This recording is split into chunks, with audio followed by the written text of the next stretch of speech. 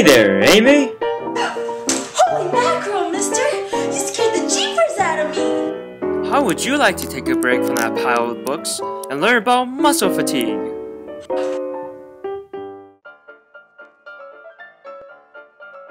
Whoa! Where are we, mister? We're at the Gamer's Den. This is where muscle fatigue was invented by Nintendo-addicted teenagers.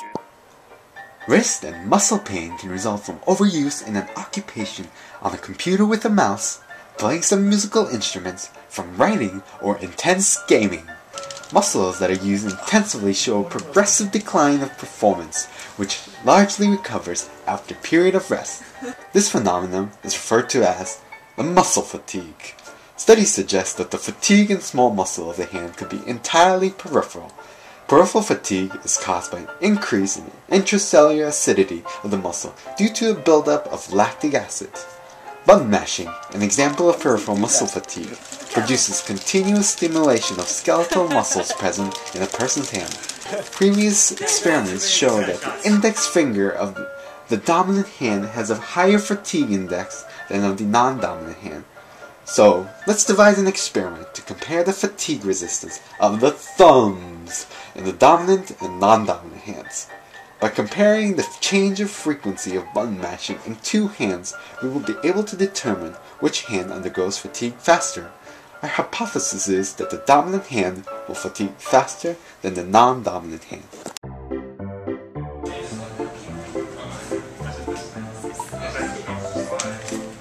The subject will sit down on a chair in front of a table with the computer. What's a computer? Don't worry about that.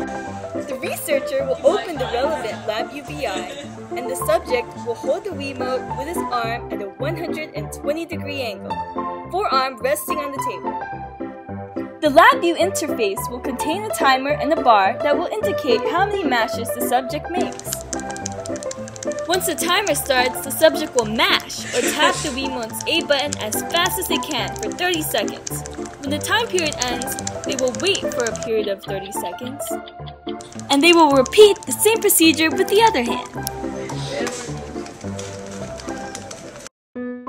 So let's look at results. To determine a difference in fatigue for both the dominant and non-dominant hand, the means of rate and counts per 10 seconds of the first and last 10 seconds were calculated from 9 participants.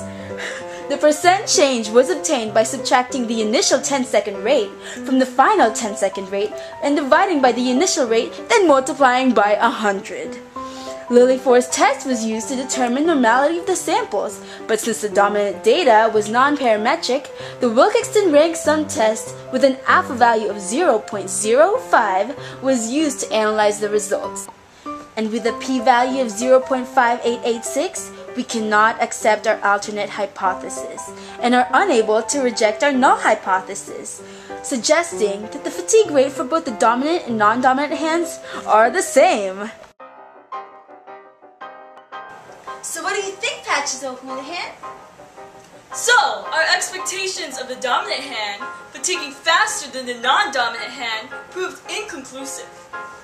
Paired with the literature that states that the dominant hand fatigues faster than the non-dominant hand, our experiment shows that both hands fatigue at the same rate.